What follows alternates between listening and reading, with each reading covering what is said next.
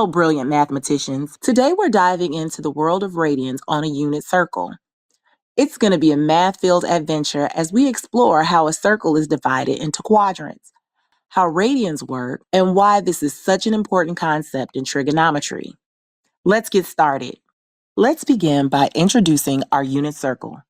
This circle lives on the coordinate plane, with its center right at the origin, where the x and the y-axis meet. A circle on this plane is divided into 4 quadrants. We'll move through these quadrants counterclockwise, just like how we count angles in trigonometry. This movement is key. Starting from the positive x-axis, we travel through Quadrant I, Quadrant II, Quadrant III, and finally Quadrant IV. Now, our unit circle is also split into 4 equal parts called sectors or quarters. Each of these sectors represents a slice of the circle, and together they complete a full circle at 2 pi radians. Let's think about this step by step. From the positive x-axis to the top of Quadrant 1, we travel half of pi, written as pi over 2. This is our first sector. Moving to Quadrant 2, we add another half of pi. Let's do the math. Half pi plus half pi is equal to 2 pi over 2. When we add fractions, we keep the denominator and just add the numerators. 1 pi plus 1 pi is equal to 2 pi. But wait, look at this fraction.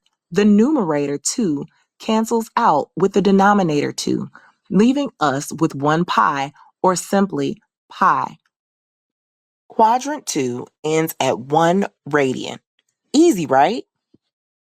Now for Quadrant 3. We add another half of pi. Let's calculate. Pi over 2 plus pi over 2 plus pi over 2 means that there are 3 pi's in the numerator. And, of course, the denominator remains the same. Here, there's nothing to cancel between the numerator and the denominator, so we are left with 3 pi over 2 radians. Finally, we reach Quadrant 4, adding one more half of pi, bringing us to pi over 2 plus pi over 2 plus pi over 2 plus pi over 2, which is equal to 4 pi's in the numerator and 2 in the denominator. That means we have 4 pi over 2.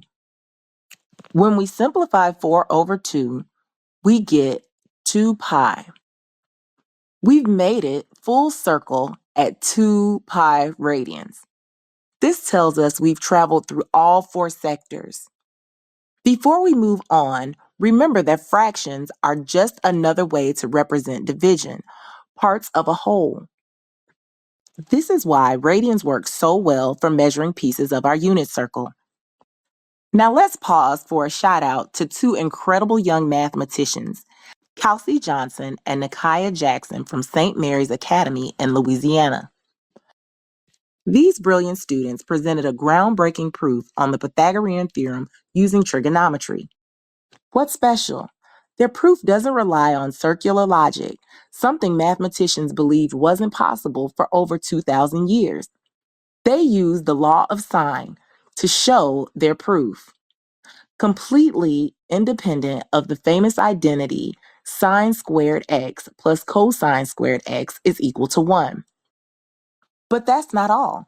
These 2 trailblazers were honored by Mayor LaToya Cantrell, who said, "Today, it was an honor to present Nakia Jackson and Calcea Johnson a key to the city of New Orleans."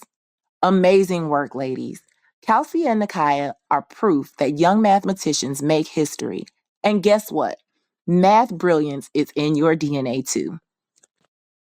In our next lesson, we'll dive deeper into radians, exploring how they connect to sine and cosine values on the unit circle. Understanding radians is crucial, not only for mastering trigonometry, but also for real-world applications, from engineering to computer graphics. I'm so excited to continue this journey with you. And before you go, visit jujuru.com for more exciting math resources and practice tools to sharpen your skills. Thanks for watching. Don't forget to like, subscribe, and hit the bell for more math adventures. Keep practicing, and remember, you're already brilliant. See you next time.